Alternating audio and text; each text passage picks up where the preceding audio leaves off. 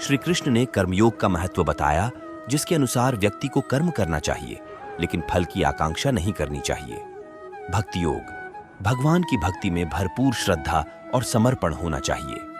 ज्ञान योग, श्री कृष्ण ने ज्ञान का महत्व बताया और आत्मा की अद्वितीयता को समझाया। संन्यास, उन्होंने संन्यास का मार्ग भी दिखाया जिसमें व्यक्ति संपूर्ण भक्ति और सेवा में लगा रहता है। सांख्य योग, श्री कृष्ण ने आत्मा के स्वरूप की व्याख्या की और मोक्ष के मार्ग को समझाया। भगवद गीता में भगवान श्री कृष्ण ने अर्जुन को अनेक महत्वपूर्ण उपदेश दिए। उनमें से कुछ मुख्य उपदेश निम्नलिखित हैं। कर्म योग, भगवान श्री कृष्ण ने कहा कि कर्म करना आवश्यक है परंतु उसके फल को ने अपने आप से नहीं जोड़ना चाहिए। ज्ञान योग, वे यह भी बताते हैं कि आत्मा अनादि और अनंत है और यह जानकर हम अपने आत्मा की पहचान कर सकते हैं।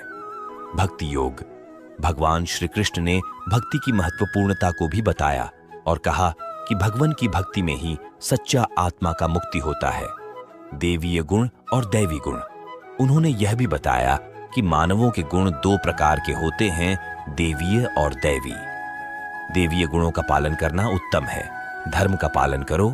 श्री कृष्ण ने धर्म का महत्व बताया और अर्जुन से कर्म करने की प्रोत्साहना दी।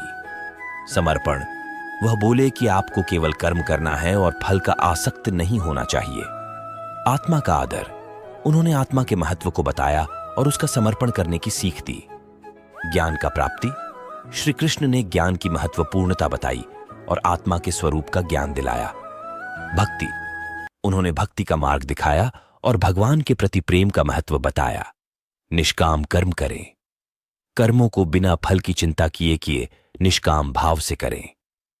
आपका कर्म आपकी नियति का भाग है। कर्म करने में अपने कर्म की निष्ठा बनाए रखें परंतु फल की अपेक्षा न करें।